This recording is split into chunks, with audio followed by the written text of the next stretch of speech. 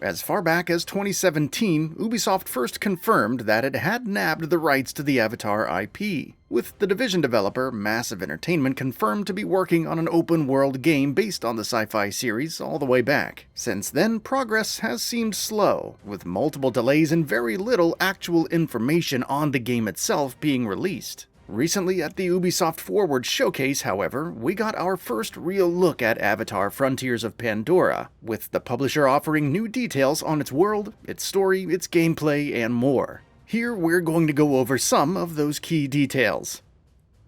Setting. The setting of Pandora is probably one of the biggest strengths of the Avatar franchise, and the prospect of being able to immerse ourselves in it in a well-realized open-world game is one that's intrigued all of us for some time. But exactly what part of Pandora will we be exploring in Massive Entertainment's upcoming game?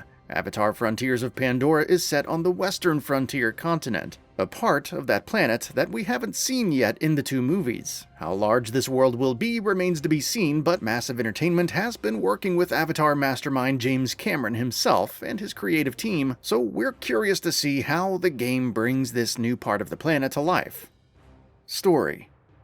We've known for a while that Avatar: Frontiers of Pandora will tell an original new story that will coexist with the movies, and on top of that being reiterated by the aforementioned James Cameron, Ubisoft has also provided more details on what the story will be. The conflict between humans and the Na'vi will of course be at the heart of the story, with the Resources Development Administration, or the RDA, expanding its destructive operations to the western frontier. Players will play as a Na'vi who is in a group of several young Na'vi children who get abducted by the RDA and one of its leaders, John Mercer. These Na'vi children are put through training to be turned into soldiers that will fight against their own people. Though things go wrong when, during a battle between the RDA and the Na'vi, the protagonist is put into emergency cryosleep. She wakes up 15 years later, a stranger in her own home world, and, determined to stop the RDA and its operations, she sets out to take them down. From fighting against the RDA to getting back in touch with the Na'vi people and their culture, Avatar: Frontiers of Pandora's story looks like it's going to be one of great scale.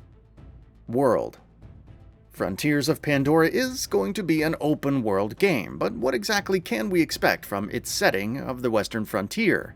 According to Massive Entertainment, players will explore a variety of diverse biomes, full of unique settlements and clans, gorgeous vistas, and alien flora and fauna, plenty of which was shown off in the game's recent gameplay demonstration. There's Kinglor, a lush, dense rainforest in the shade of stunning floating mountains, where players will meet the Aranahi, a clan of peaceful weavers who will teach you how to hunt and bond with one of the game's many mounts. More on this in a bit.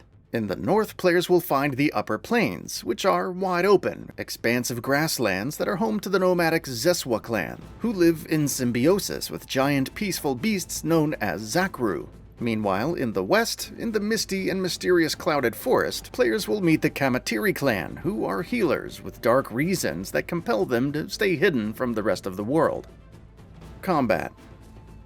Naturally, combat is going to be a core component of Avatar: Frontiers of Pandora, and this is an area where the game will function primarily as a first-person shooter. The protagonist, of course, is a Na'vi who was also trained extensively by humans, which means players will be able to combine and master both sides of that coin during firefights. As a Na'vi, you'll be able to use your instincts to survey battlefields, mark enemies, and spot weaknesses that you can exploit during firefights, on top of being able to use weapons that offer precision and versatility, including longbows, spear throwers, staff slings, and more. Meanwhile, you'll also be able to tap into your human training to make use of much more devastating firepower, with access to weapons like assault rifles, shotguns, rocket launchers, and the like. Combat will also see you taking on different enemy types, like AMP units, which are basically piloted mechs for those not familiar with Avatar, while the game will also feature mounted combat and even aerial combat.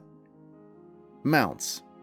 It goes without saying that being able to bond with and ride magnificent alien creatures is going to be a core part of the experience in any Avatar game, and that will indeed be the case in Frontiers of Pandora as well. As we mentioned earlier, upon befriending the Aranahi tribe, you'll be able to bond with a mount, which you'll not only be able to use to soar through the skies and explore Pandora while flying, not to mention for aerial combat, but will also be able to feed, name, and customize. Massive Entertainment has also confirmed that banshees will also be available as mounts in the game. Meanwhile, if you're looking for a land-based mount, the Zeswa clan will help you bond with a dire horse. Whether or not we can look forward to more mounts beyond these three remains to be seen. Outposts.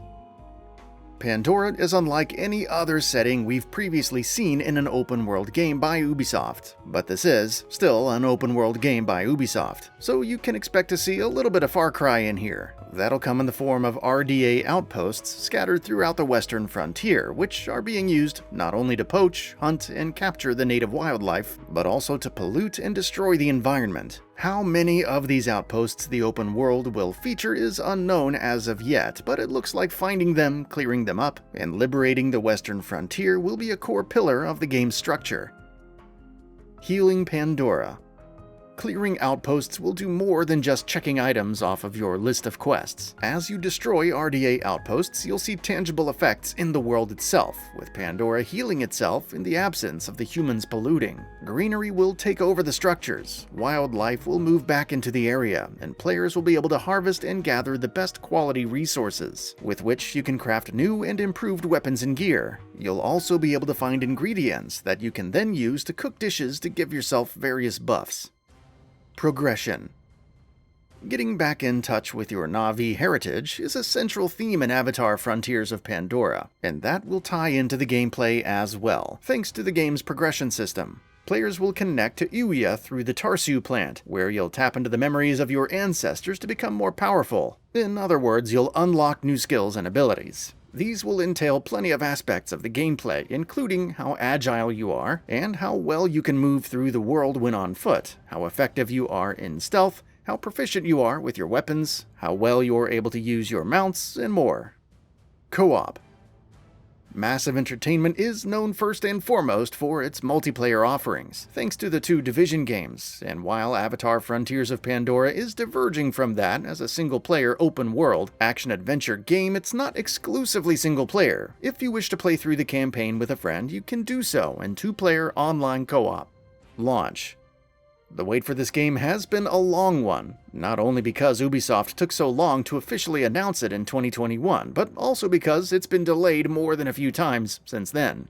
Finally, however, it seems to have nailed down a specific release date. Avatar: Frontiers of Pandora is set to launch on December 7th for PS5, Xbox Series X and S, and PC. That's all for now. If you enjoy what you saw, please hit the like button. And if you're new to the channel, now is a great time to subscribe. We upload brand new videos every single day. After subscribing, don't forget to enable all notifications by clicking the bell icon.